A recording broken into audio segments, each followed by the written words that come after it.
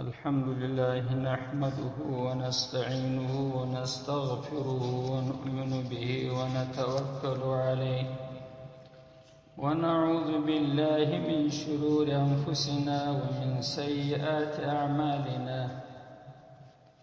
من يهده الله فلا مضل له ومن يضلله فلا هادي له ونشهد أن لا إله إلا الله وحده لا شريك له ونشهد أن سيدنا ومولانا محمدا عبده ورسوله وصلى الله تعالى عليه وسلم تسليما كثيرا كثيرا أما بعد فأعوذ بالله من الشيطان الرجيم بسم الله الرحمن الرحیم. د لمانځه د فرضو په سلسله کې ولسم فرض چې دی د لمانځه دپاره هغه قرأت دی د قرآن کریم. د قرآن کریم قرأت په لمانځه کې فرض دی. څونه قدر نو په دې کې خو اختلاف دی د علماو، خو اصلي خبره چې د هغه دا ده چې دغه قرأت چې دی کوي یا کوچني آیاتونه کوه 3 آیاته پوره کړي، او که کوچني آیاتونه نه و یو اوږد آیاتو همسې یې کېږي. اوس مثلا الحمد لله رب العالمین الرحمن الرحیم مالک یوم الدین، دغه 3 چې ووایي هم د لمانځه د فرضو غاړې په خلاصې سولې. پر الحمدلله یې ونه ویل، واجب خو چې ویلی وی، لیکن فرض چې دی هغه 3 آیاته قدر هغه وویل سوه. یا یوازې آیات کرسی شریف ووایي الحمدلله هم نه دی ویلی، بل شی نه دی ویلی. نو زما خبرې ته که متوجه یاست وجې ته به نه ګورئ چې موږ خو ګرد عمر الحمدلله وایي بیا سورت وایي، هغه خو واجب دی. د فرضو غاړې چې خلاصیږي هغه 3 آیاته نو کې مختصر آیاتونه او یا یې اوږد آیات لکه ما چې د آیات کرسی شریف مثال درکړي. دا په لمانځه کې چې دی دا فرض دی دغونه قرأت. او په چیش کې فرض دی په 2 رکعتو کې د فرضو. که فرض 4 رکعتیزې هم په 2 رکعتو کې باید قرأت وویل شي. که 3 رکعتیز وي لکه د ماښام لمونځ د دې هم په 2 رکعتو کې باید وویل شي. نو قرأت چې فرض دی د لمانځه په 2 رکعتو کې، نو که اول 2 وایي که اخر 2 وایي، خو علما وایي چې په اول 2 کې چې دی په دغه کې ګر سره فرض دی چې په د اولو 2 کې ووایي. کنه نور علما وایي چې یا فرضیت په 2 رکعتو کې دی نامعلوم هر 2 رکعته چی، خو واجب دا ده چې په اولو 2 رکعتو کې وایي. کېدای شي زما په خبره پوهېدلي یاست.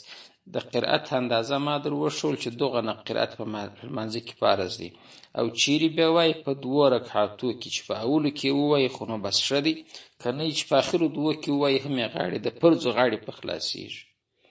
او بل دا خبره ده د دې قرأت سره چې په قرآن کریم کې د سره څه تر پایه د الحمدلله څه ونسه بیا تر وناسه پورې یو شی د پاره د صحت د لمانځه نه دی تعین سوی. د اولویتو د ثواب د پاره خو تعین راغلی دی چې د مثال په طور ثواب دا دی چې د ماښام په لمانځه کې د هغه سورتونه وایي، د ماخستن په هغې کې د هغه وایي، د ماپښین په هغې کې د هغه وایي، د سهار په هغې کې هغه. دا اندازې خو معلومې سوي دي، هغه د ثواب د پاره دي، د استحباب د سنتیت د پاره دي. د فرضیت د پاره چې معنا بیا دغه نو لمونځ نسي کېږي، دغه رقم تعین په قرآن کې نسته چې خامخا به پلانی صورت وایه که دې ونه وایه لمونځ نسي کېږي. دا خې بله مسله دا ده چې مقتدی چې په ملا پسې ولاړي پر ده باندې نو بیا قرأت فرض نه دی. پر مسلک د امام ابو حنیفه رحمه الله دی به چپ ولاړي چې هغه امام کم قرأت وایي هغه ته بیا غوږ نیولی. که امام قرأت نه وایي دی پسې ولاړو لکه په سیریل منځو کې هم بیا نه وایي. د مقتدي قدر ملا و شاته قرأت وایي د امام ابو حنیفه رحمه الله پر مسلک باندې دا مکروه تحریما دی. اگر چې وهابي مخلوق دا چې وایي چې الحمدلله خو به خامخا وایي که ونه وایه لمونځ نسي کېږي، حدیث د پیغمبر پیښوي، هغه نو د دې سرزوري ده د پیغمبر علیه السلام چې لکه هغه حدیثونه چې راغلي دي چې الحمدلله چا ونه ویل لمونځ نسي کېږي، دغه حدیثونه نو هم راغلي دي چې که چا امام درلودی د امام قرأت د ده دپاره قرأت دی، بس هغه د امام د دپاره کفایت کې دی، به قرأت نه وایي. دی به نو باره وایي چې زه به تحیات هم نه وایم، تحیات خو قرأت نه دی، د قرآن په باره کې هغه وایي. هغه د قرآن کریم آیات لا هم دی چې که قرآن کریم ویل کېدی تاسې به د هغه دپاره چوپ پاتېږي او اورئ بیا. نو دا په دا یوه رکن کې زه راوغږېدم، په دا یوه فرض کې چې قرأت دی اندازه مې در وښول، هغه ځای مې در وښاوه چې په 2 رکعته اول کې دې ووایي که دا لمونځ فرض و که نفل و یا وتر و، په هغه صورتو کې بیا په ټولو رکعتو کې ویل کېږي، د فرض غیر په 2 رکعتو کې، او که نفل لمونځ و نفل که 2 که 4 رکعتې وتر د دې په ګردو رکعتو کې فرض دی، په ټولو کې بیا وایي. نو دا بله مسله دا در وښول چې تعین نسته په دې کې چې د قرآن کریم پلانۍ صورت به وایي کې ونه ویل لمونځ نه صحیح کېږي. بله مې دا در وښول چې مقتدی به چپ پاتېږي، د ملا قرأت ته به غوږ نیسي. 18 فرض د لمانځه دپاره چې دی هغه رکوع ده. رکوع په لمانځه کې فرض ده پر اندازه د یوه تسبیح، یو سبحان الله قدر به دی کږېږي، سر و ملا به کږوي. هغه ادنا درجه د رکوع دغه ده چې لاسونه یې زنګنو ته ورسېږي. کامله رکوع خو دغه ده چې د ده سر، د ده شا او د ده دا کناټي دا دغسې اواز سره برابر چې دا کامله رکوع ده. او هغه کمزورې رکوع چې دغه نو دغه ده چې دغونه قدر خو به خامخا کږېږي چې لاسونه یې زنګنو ته ورسېږي. او اوږدوالی د رکوع هغه خو نو چې دی ښه کار دی، خو فرض یې دغونه دی چې فقط یو سبحان الله قدر که سبحان الله دی وایي که نه وایي، دغونه قدر به دی کږېږي. نو 9 فرض د لمانځه چې دی هغه سجده کول. سجده چې ده دا پر چی شي به کوي؟ پر دغسې شي به دی دا سجده کوي چې د هغه کلکوالی د ته احساس شي، د ده په تندي شی جمپ ونه خوري، کښېننې تندی قرار پر ونه شي. لهذا علما وایي په دغه ځینو مساجدو کې چې اوس دا غالۍ اوارې دي، یو خو دا غالۍ چې دي دا کم خانان خلک چې دي دا د مساجدو ښایست و زینت چې په کار نو د غالیو پتې ډېر جګ وي، معنا پنډې پنډې غالۍ. بل دا دی لاندې بیا ښه سپنج پسې اوار کړي، وایي پر دغه باندې لمونځ نه صحیح کېږي په دغه مسجدو کې، ځکه چې دا سپنج خو کښېني هلته تندی قرار نه پر نیسي. نو زما د خبرې مطلب دا سو چې دغه سجده به پر هغه شي کوي که دی دا تندی چې پر کښېکاږي هغه شی به کښېني نه. نو ځکه خلک چې ګاګې لمونځونه کوي کوربچې ټولې کې به ایسته یې کوي.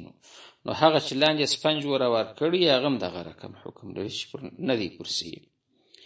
بل حکم د سجده په باره کې دا دی چې سجده چې ده دا په تندي او په پزه کول کېږي، که پر یوه باندې بیا نه کوي، خو که پر یوازې تندي وکړه د پرزو غاړې په خلاصېږي، پر یوازې پزه کې وکړه د پرزو غاړې نه په خلاصېږي، مګر نه په یوه صورت کې په خلاصېږي که پر تندي مثلا دا نایګه سره تندی نسي لګولی باره اوبه راباسي، نو یوازې پزه ولګوي، باره د پرزو غاړې د ضرورت په وخت کې خلاصېږي.